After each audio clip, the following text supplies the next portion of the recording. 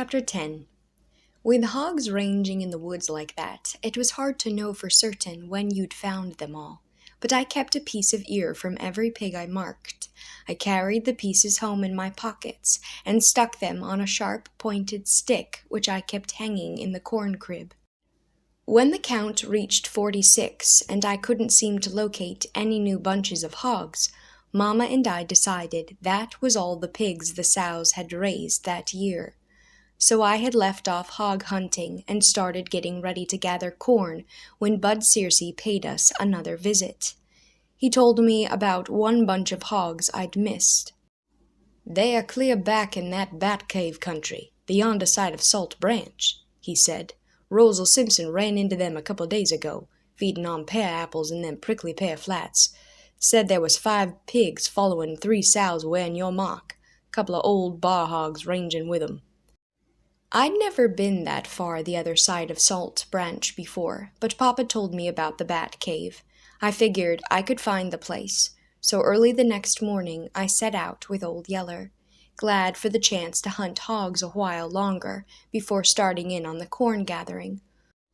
Also, if I was lucky and found the hogs early, maybe I'd have time left to visit the cave and watch the bats come out. Papa had told me that was a real sight, the way the bats came out in the late afternoon. I was sure anxious to go see it. I always liked to go see the far places and strange sights. Like one place on Salt Branch that I'd found, there was a high, undercut cliff there, and some birds building their nests against the face of it. They were little, gray, sharp-winged swallows. They gathered sticky mud out of a hog wallow and carried it up and stuck it to the bare rocks of the cliff, shaping the mud into little bulging nests, with a single hole in the center of each one. The young birds hatched out there and stuck their heads out through the holes to get at the worms and bugs the grown birds brought to them. The mud nests were so thick on the face of the cliff that, from a distance, the wall looked like it was covered with honeycomb. There was another place I liked, too. It was a wild, lonesome place, down in a deep canyon that was bent in the shape of a horseshoe. Tall trees grew down in the canyon and leaned out over a deep hold of clear water. In the trees nested hundreds of long-shanked herons, blue ones and white ones with black wing tips. The herons built huge ragged nests of sticks and trash and sat around in the trees all day long, fussing and staining the tree branches with their white droppings. And beneath them, down in the clear water, yard-long catfish lay on the sandy bottom, waiting to gobble up any young birds that happened to fall out of the nests. The Bat Cave sounded like another of those wild places I liked to see. I sure hoped I could locate the hogs in time to pay it a visit while I was close by. We located the hogs in plenty of time, but before we were done with them, I didn't want to go see a bat cave or anything else. Old Yeller struck the hog's trail at a water hole. He ran the scent out into a regular forest of prickly pear. Bright red apples fringed the edges of the pear pads. In places where the hogs had fed, bits of peel and black seeds and red juice stain lay on the ground.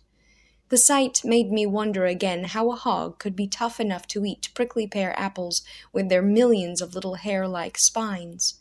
I ate them myself, sometimes, for pear apples are good eating, but even after I'd polished them clean by rubbing them in the sand, I generally wound up with several stickers in my mouth.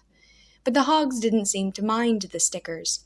Neither did the wild turkeys, or the pack rats, or the little big-eared ring-tail cats. All of these creatures came to the pear flats when the apples started turning red. Old Yeller's bay told me that he'd caught up with the hogs. I heard their rumbling roars and ran through the pear clumps toward the sound. They were the hogs that Rosal Simpson had sent word about. There were 5 pigs, 3 sows, and a couple of bar hogs, all but the pigs wearing our mark. Their faces bristled with long pear spines that they'd got stuck with, reaching for apples. Red juice stain was smeared all over their snouts. They stood, backed up against a big prickly pear clump. Their anger had their bristles standing in high fierce ridges along their backbones. They roared and popped their teeth and dared me or Old Yeller to try to catch one of the squealing pigs. I looked around for the closest tree. It stood better than a quarter of a mile off. It was going to be rough on Old Yeller, trying to lead them to it. Having to duck and dodge around in those prickly pear, he was bound to come out bristling with more pear spines than the hogs had in their faces. But I couldn't see any other place to take them. I struck off toward the tree, hollering at Old Yeller to bring them along. A deep-cut bank draw ran through the pear flats between me and the huge mesquite tree I was heading for, and it was down in the bottom of this draw that the hogs balked. They found a place where the flood waters had undercut one of the dirt banks to form a shallow cave. They'd backed up under the bank, with the pigs behind them.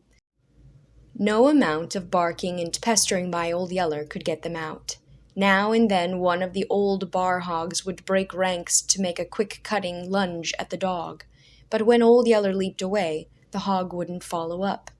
He'd go right back to fill the gap he'd left in the half-circle his mate had formed at the front of the cave. The hogs knew they'd found a natural spot for making a fighting stand, and they didn't aim to leave it.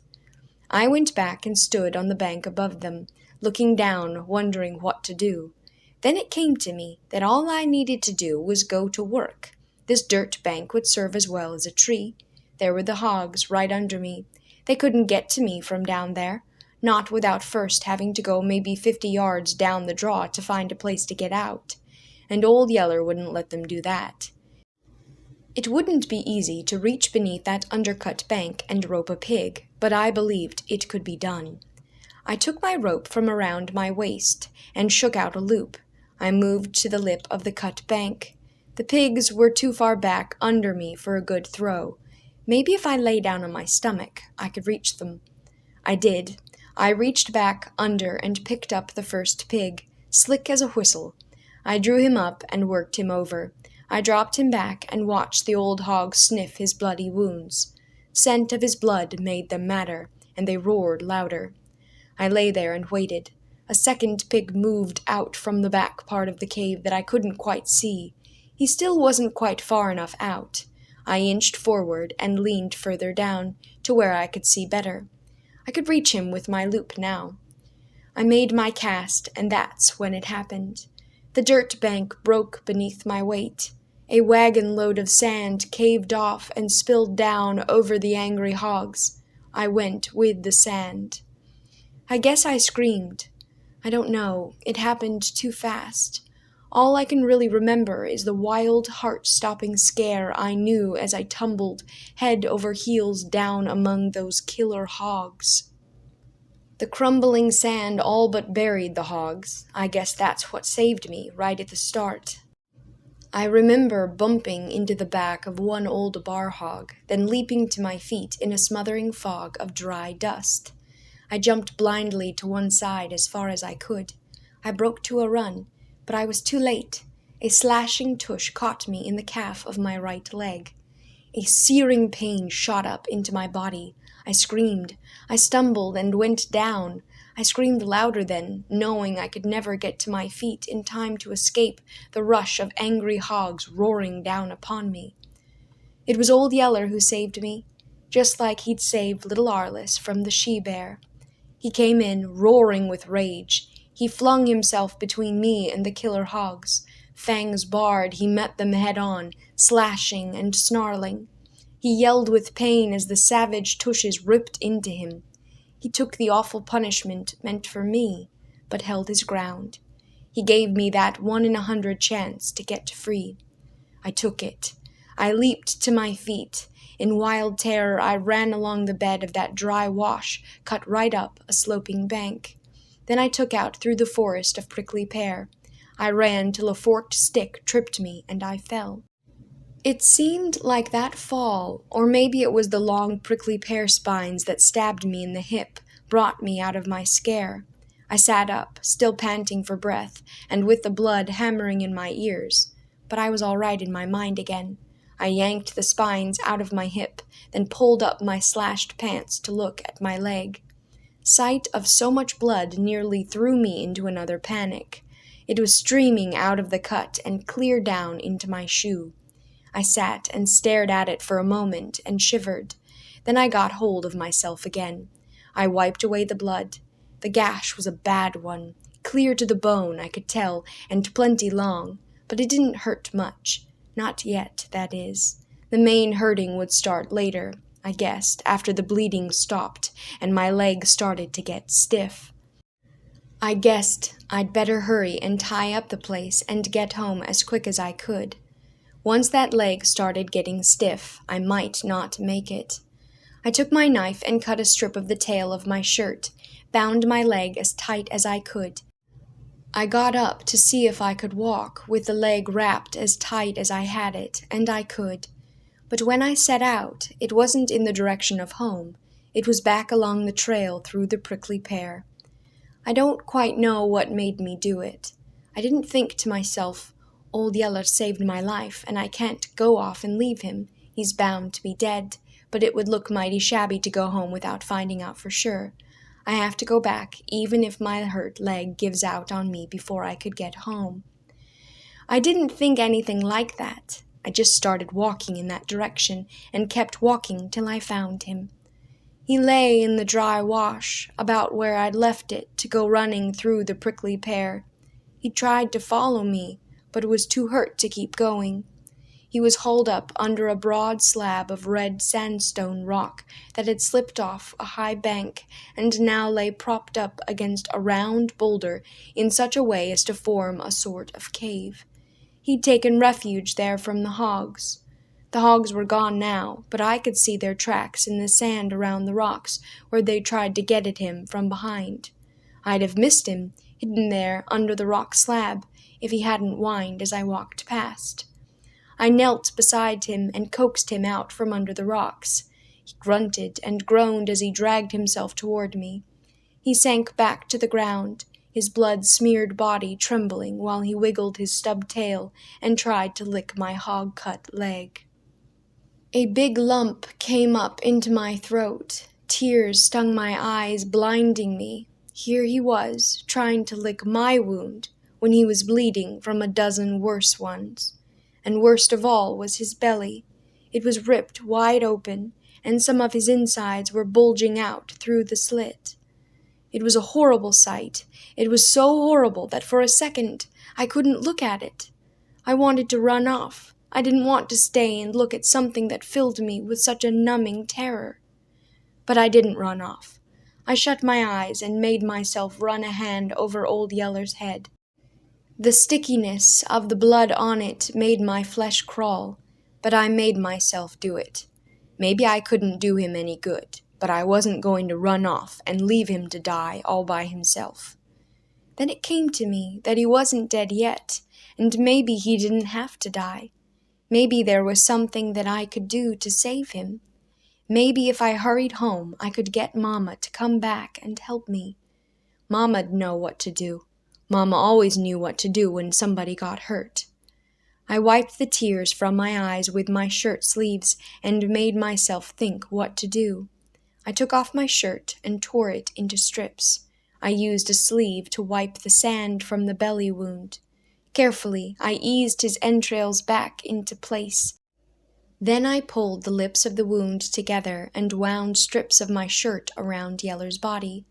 I wound them tight and tied the strips together so they couldn't work loose. All the time I worked with him, Old Yeller didn't let out a whimper. But when I shoved him back under the rock where he'd been out of the hot sun, he started whining. I guess he knew I was fixing to leave him, and he wanted to go too. He started crawling back out of his hole. I stood and studied for a while. I needed something to stop up the opening so Yeller couldn't get out. It would have to be something too big and heavy for him to shove aside. I thought of a rock and went looking for one. What I found was even better. It was an uprooted and dead mesquite tree lying on the back of the wash. The stump end of the dead mesquite was big and heavy. It was almost too much for me to drag in the loose sand. I heaved and sweated and started my leg to bleeding again, but I managed to get that tree stump where I wanted it. I slid Old Yeller back under the rock slab. I scolded him and made him stay there till I could haul the tree stump into place. Like I'd figured, the stump just about filled the opening. Maybe a strong dog could have squeezed through the narrow opening that was left, but I didn't figure Old Yeller could. I figured he'd be safe in there till I could get back. Yeller lay back under the rock slab now, staring at me with a look in his eyes that made that choking lump come back into my throat again. It was a begging look, and Old Yeller wasn't the kind to beg. I reached in and let him lick my hand. "Yeller," I said, "I'll be back. I'm promising that I'll be back." Then I lit out for home in a limping run. His howl followed me. It was the most mournful howl I ever heard.